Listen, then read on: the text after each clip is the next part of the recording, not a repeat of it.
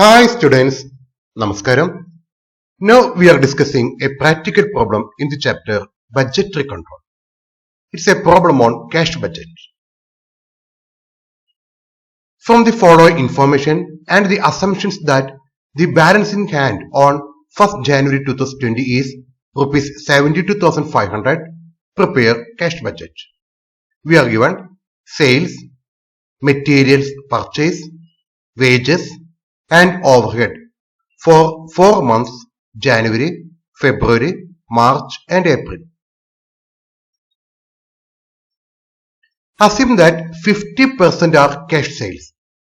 Assets are to be acquired in the month of February and April. Therefore, provisions should be made for the payment of rupees 8,000 and rupees 25,000 for the same.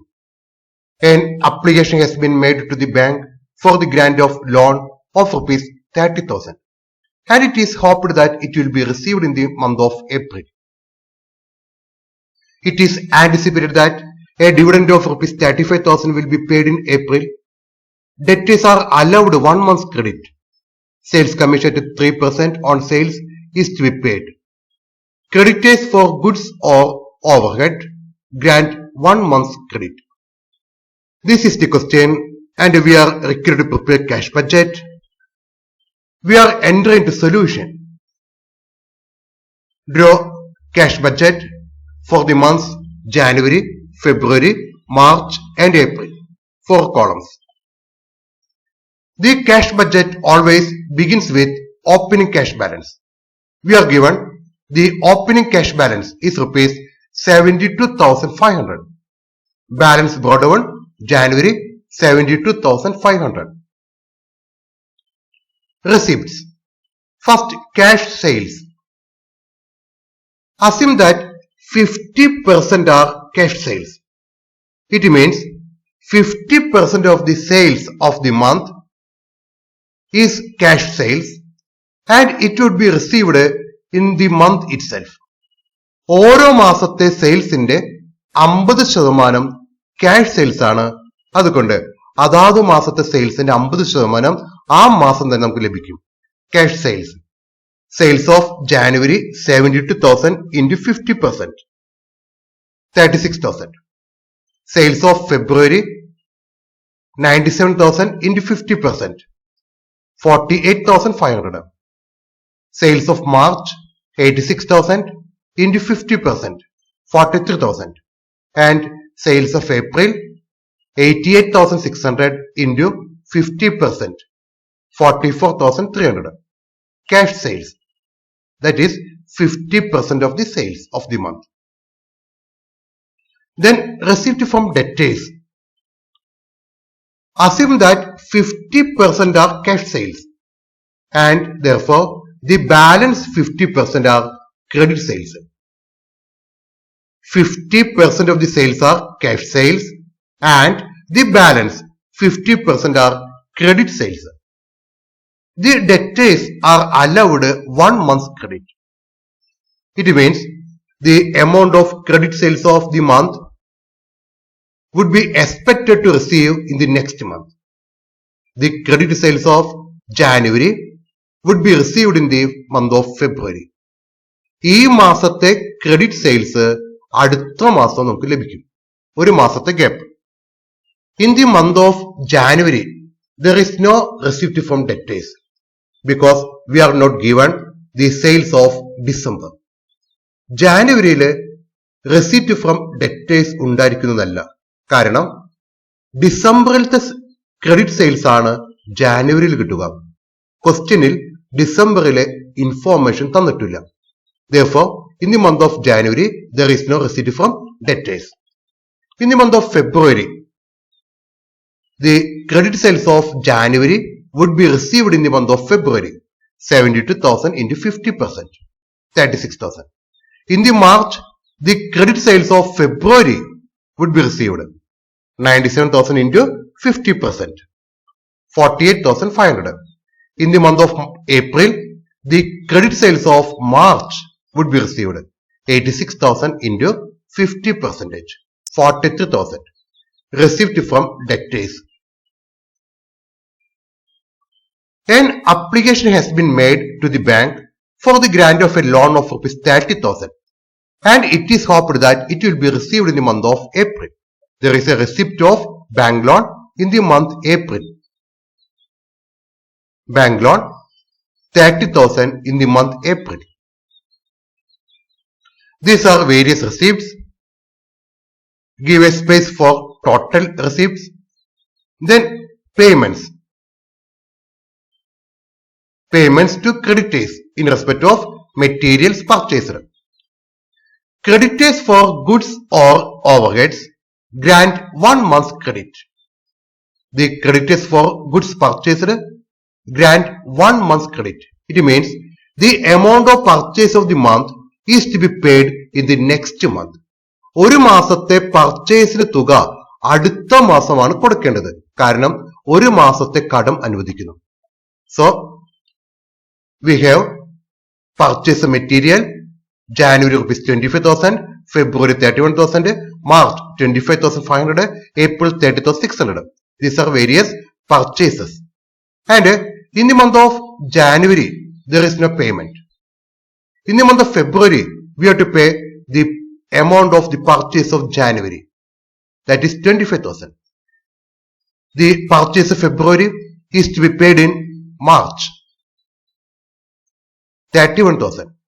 The purchase of March is to be paid in April. 25,500. Amounts paid to creditors. February 25,000, March 31,000, April 25,500. Wages. We are given wages January 10,000, February 12,100, March 10,600 and April 25,000. And in the problem, nothing is given about the payment of wages. Therefore, we have to assume the wages of the month is paid in the month itself. വേജസിന്റെ പേയ്മെന്റിനെ പറ്റി ക്വസ്റ്റ്യനിൽ ഒന്നും തന്നെ പറഞ്ഞിട്ടില്ല. അതുകൊണ്ട് ഓരോ മാസത്തെ wages അതാത് മാസം അടയ്ക്കുന്നു എന്ന് നമ്മൾ അസ്യൂം ചെയ്യുന്നു. Therefore, January 10,000, February 12,100, March 10,600, April 25,000 wages. There is no time lag. Overhead. We are given 1 month's credit. The overhead of the month is to be paid in the next month. ഈ മാസത്തെ overhead അടുത്ത മാസം payment നടത്തിയാൽ മതി. So, during the month of February, overhead of January is to be paid. In the month of March, overhead of February is to be paid. And in the month of June, overhead of March is to be paid. 11,500, 13,000, 13,500 overhead. Commission, that is sales commission. Sales commission at 3% on sales is to be paid. സെയിൽസിന്റെ 3% sales commission അടയ്ക്കണം. ഓരോ മാസത്തെ സെയിൽസിന്റെ 3% അതാത് മാസം sales commission അടയ്ക്കണം. The 3% of the sales of the month is to be paid as sales commission in the month itself. In the month of January, sales of January 72,000 into 3%, 2,160. In the month of February, sales of February into 3%, 97,000 into 3%, 2,910. In the month of March, sales of March into 3%, 2,580. And in the month of April, sales of April into 3%, 2,658. Sales commission, 3% of the sale of the month. Assets are to be acquired in the month of February and April. Therefore, provision should be made for the payment of rupees 8,000 in February and 25,000 in April. Amounts of rupees 8,000 and 25,000 are to be provided for the purchase of assets during the month February and April. Assets February 8,000, April 25,000. It is anticipated that a dividend of rupees 35,000 will be paid in April. Payment, dividend in the month April 35,000. These are various payments. Then we are entering into balancing the receipts and payments. First, total the receipt of the month of January 72,500 plus 36,000, we get 1,08,500. Total receipt of January, total A 1,08,500. Then get the total of payments of January 12,160. 10,000 wages plus 2,160, 12,160. Total receipt 1,08,500. Total payment 12,160. Receipt minus payment, total A minus total B. Closing balance 96,340. The closing balance for the month of January being 96,340 and it would be the opening balance of February 96,340.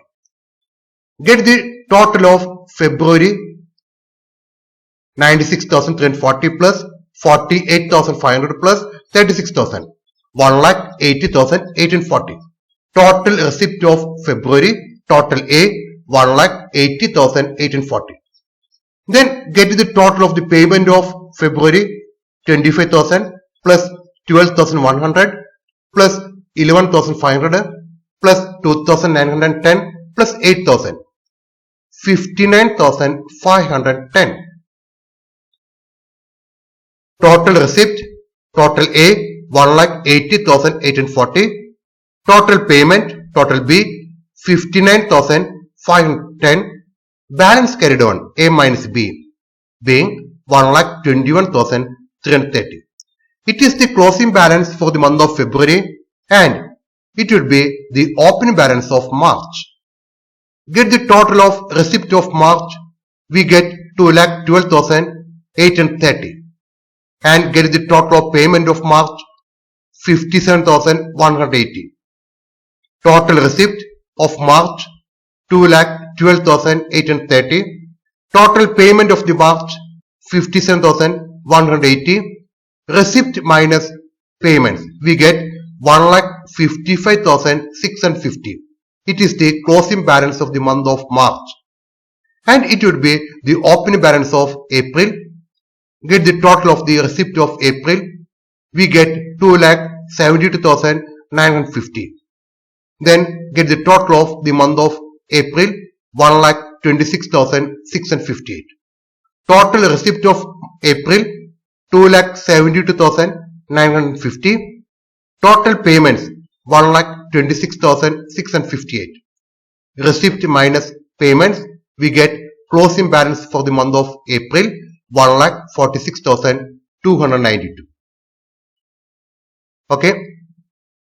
Cash budget, balance brought down, receipts, cash sales, debtors, bank loan, total receipts and opening balance, total A, payments to creditors, wages, overhead, commission, assets, dividend, total payment, total B, balance carried on, total A minus total B, total receipt minus total payments.